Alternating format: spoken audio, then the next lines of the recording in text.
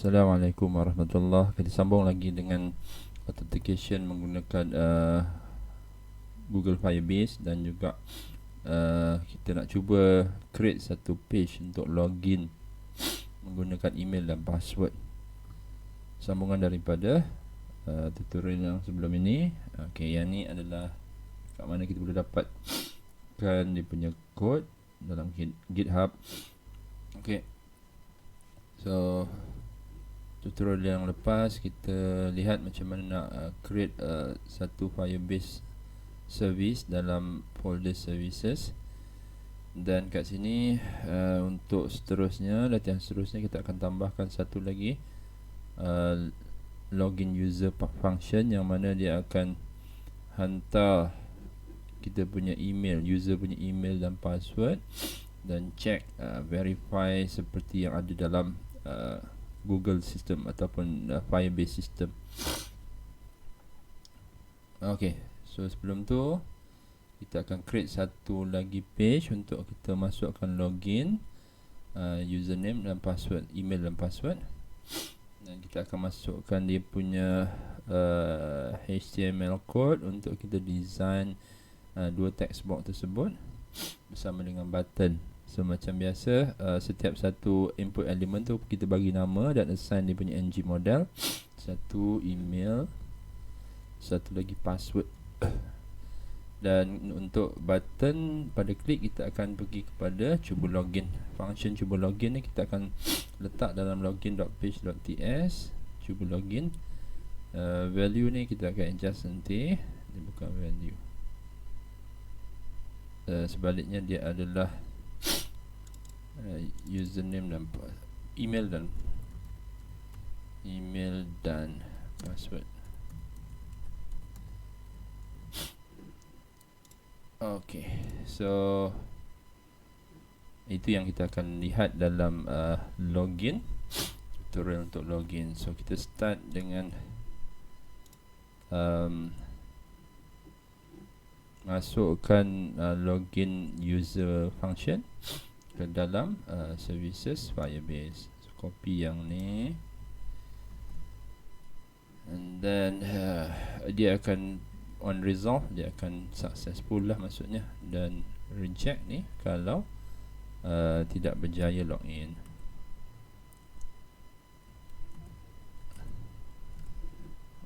Okay, so kita buka kita punya code editor. Dan yang semalam kita dah buat daftar, dan kita ada daftar. Oh sorry, kita kena create page satu lagi. Kita akan create satu terminal baru, page baru, Ionic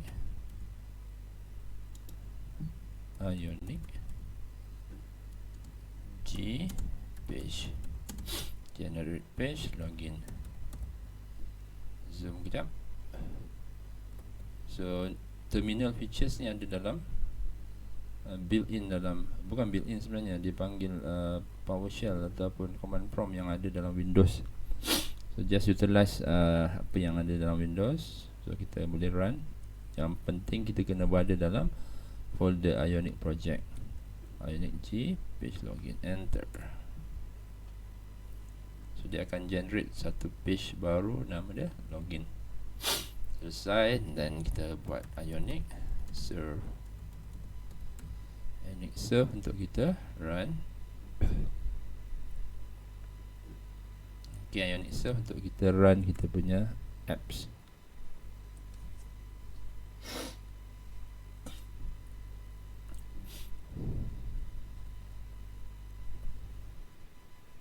Okay, so first thing kita pergi kat homepage HTML. Homepage HTML ni apa yang kita kena tambahkan adalah homepage.html. Ni page yang pertama. So kita akan tambahkan satu lagi button, simple button yang akan point kepada login. Okay, so button ini akan panggil page yang ketiga, page login. Okay, so kemudian kita pergi kepada login. Dia biasanya ada dalam src app login /app login. Kita lihat dulu .html. Okay, login to bar color sama dengan secondary, dan kita akan gunakan image yang lebih kurang sama je dalam content, dan kemudian kita akan create ion item macam biasa, dan kita masukkan ion button, dan kita akan bukan ion button, ion input dia. Okay, dan jangan lupa penutup dia, ion input ng model sama dengan email, and then input. Apa lagi yang kita perlu ada? Type text.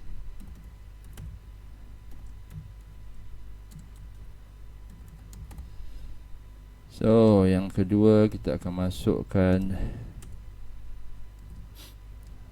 ini password pula, type password, dan kita akan ada button login, ion button,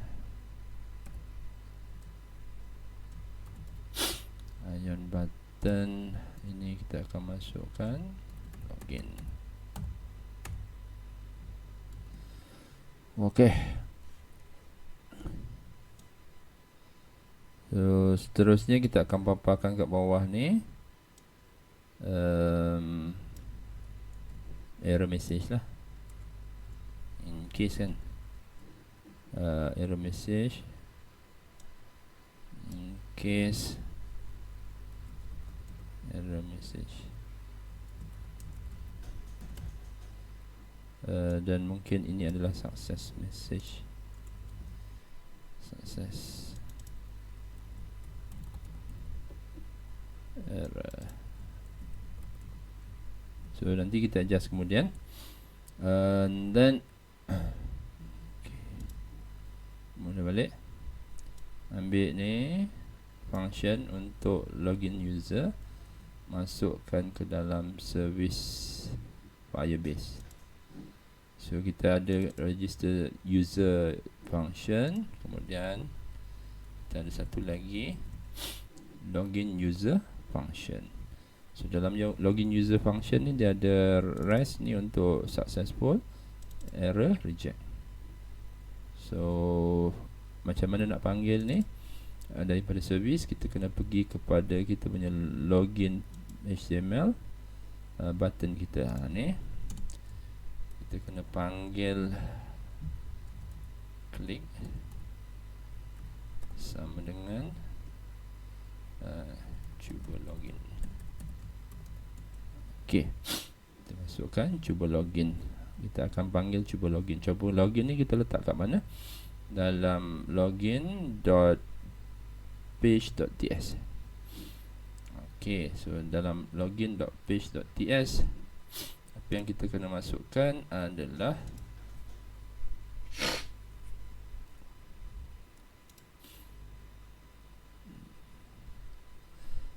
okay, ni cuba login. Cuba login. Apa yang dia buat adalah dia akan communicate dengan app service untuk login user. So function login user ni adalah satu function untuk hantar username, email dan password kepada Firebase.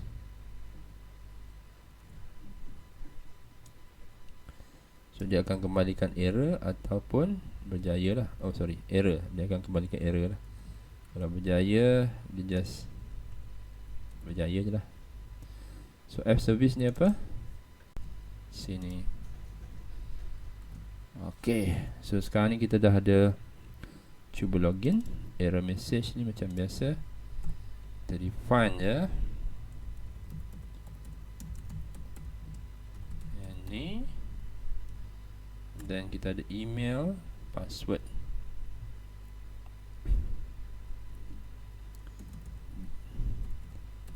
Email.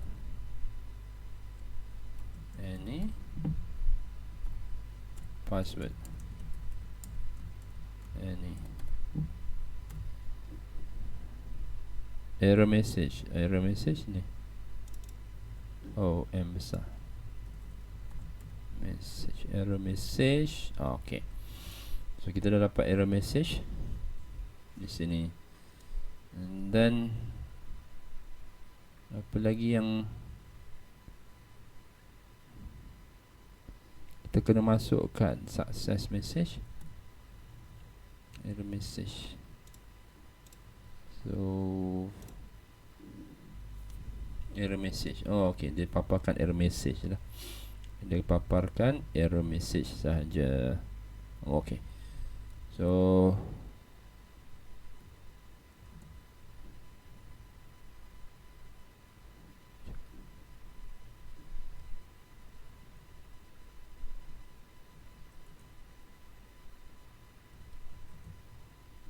okay, mungkin kita adjust sikit supaya login page.ts ni ada error message.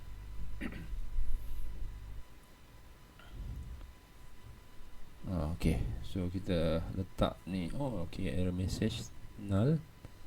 Kita letak success message.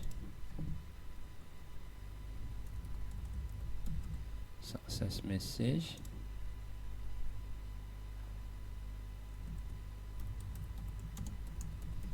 Kita masukkan kat situ, welcome user, success message.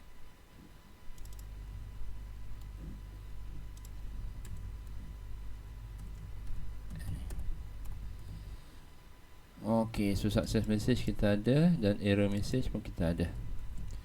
Cantik. And then kita punya login.ts. Login.ts. Login.ts. Mana login.ts? Ni login.html. Okay, login.html. So kat sini kita akan check menggunakan ngif, yang mana kita check error message kita.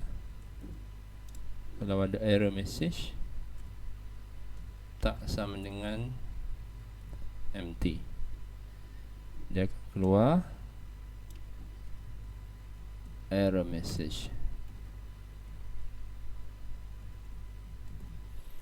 Okay, macam tu lah. Dia akan keluar error message. Dia akan paparkan ion item ni lah. Tapi kalau yang ada pada success message, okay, so yang ni dia akan paparkan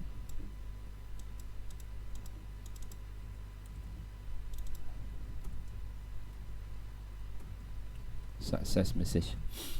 Okay. Dan satu lagi dalam login.ts, kita akan set awal null. Lihat login. Okay, kita cuba lupa letak placeholder. Sorry, placeholder dalam login HTML. Letaklah placeholder.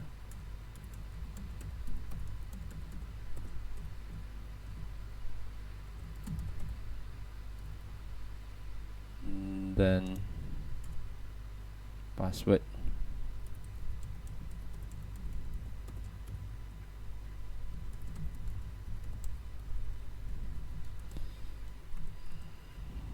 Okay, so kita lihat dalam console.firebase.google.com apa yang kita simpan.